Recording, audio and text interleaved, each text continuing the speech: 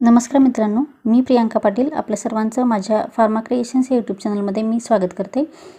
आज आपण winter examination 2023 बद्दल डिस्कशन करणार आहोत।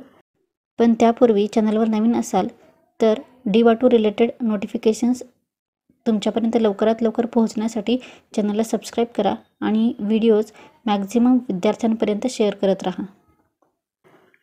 हे updated revised new time table जे आहे ते आलेलं आहे। आय होप हे सगळ्यांना मिळालेलं असेल।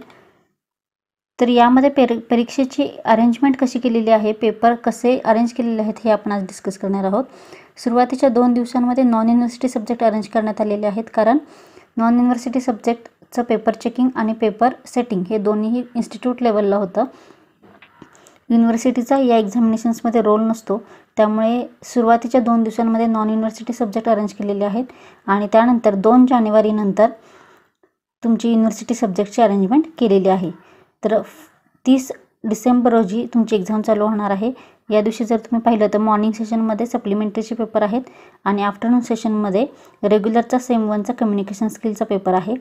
तर 1 जानेवारी रोजी मॉर्निंग सेशनमध्ये परत सप्लिमेंटरीचे पेपर आहेत 2 आणि आफ्टरनून सेशनमध्ये सेम 1चा रेमेडियल बायोलॉजी आणि मॅथमॅटिक्स। तर जर नॉन युनिव्हर्सिटी सब्जेक्टचा आपण विचार केला तर computer application in pharmacy, communication skill, environmental science आणि रेमेडियल बायोलॉजी आणि मॅथमॅटिक्स। तर हे जे सब्जेक्ट आहेत हे डायरेक्ट सेकंड इयरच्या मुलांना सुद्धा लागू होतात। फक्त जे आता रेग्युलरचे डायरेक्ट सेकंड इयरचे मुले आहेत त्या विद्यार्थ्यांना सेम 1चा कम्युनिकेशन स्किलचा सब्जेक्ट जो आहे हा द्यावा लागणार आहे आणि रेमेडियल बायोलॉजी आणि मॅथमॅटिक्स हा एक सब्जेक्ट त्यांना द्यावा लागणार आहे। त्यामुळे डायरेक्ट सेकंड इयरच्या मुलांनी हे लक्षात ठेवायचं आहे की हे 2 नॉन युनिव्हर्सिटी सब्जेक्टची एक्झाम त्यांना ॲप्लिकेबल आहे। बाकी कम्प्युटर ॲप्लिकेशन इन फार्मसी आणि एन्व्हायरमेंटल सायन्स हे बॅकलॉगचे पेपर आहेत। त्यानंतर 2 जानेवारीला जर आपण पाहिलं तर या दिवशी सेमिस्टर 3 आणि सेमिस्टर 7 म्हणजे सेकंड इयर आणि फायनल इयरचे रेग्युलरचा पेपर आहे। तर सेमिस्टर 4 आणि सेमिस्टर 8चा बॅकलॉगचा पेपर आहे। सो थर्ड इयर आणि फायनल इयरचे जे विद्यार्थी आहेत त्यांना जर का बॅकलॉगचे सब्जेक्ट सेमिस्टर 4 आणि सेमिस्टर 8चे जर द्यायचे असतील तर त्यांनी ते इथे द्यायचे आहेत। तर रेग्युलरचा सेमिस्टर 3 आणि सेमिस्टर 7 म्हणजे सेकंड इयर आणि फायनल इयरचा रेग्युलरचा पेपर इथे अरेंज केलेला आहे। त्यानंतर 3 जानेवारीला जर आपण पाहिलं तर सेमिस्टर 2 आणि 6चा सप्लिमेंटरीचा पेपर आहे। तर सेमिस्टर 1 आणि 5 म्हणजे फर्स्ट इयर आणि थर्ड इयरचा रेग्युलरचा पेपर असणार आहे। अशी अल्टरनेट डेज प्रत्येकाला इथे लीव दिलेली आहे, एक सुट्टी दिलेली आहे स्टडीसाठी। आणि जर तुम्ही ॲट दी एंड जर का पाहिलं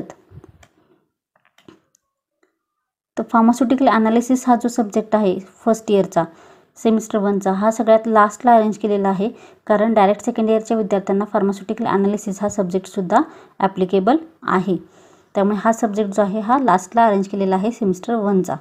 तर अशा पद्धतीने हे टाइम टेबल अरेंज करण्यात आलेलं आहे। फर्स्ट इयर आणि थर्ड इयरचा पेपर सोबत असणार आहे, नेक्स्ट डे त्यांना सुट्टी असणार आहे। तर सेकंड इयर आणि फायनल इयरचा पेपर जो आहे तो सोबत असणार आहे। त्यानंतर त्यांना नेक्स्ट डे 1 डे गॅप असणार आहे प्रत्येक पेपर नंतर। अशा पद्धतीने हे टाइम टेबल अरेंज केलेलं आहे आणि हे जर तुम्हाला मिळालं नसेल तर आपल्या चॅनलवरती सुद्धा हे अवेलेबल आहे, तुम्ही पाहू शकता। अजून काही क्वेरी असल्यास तुम्ही मला कमेंट बॉक्समध्ये विचारू शकता। All the best for your exam and thank you so much for watching this video.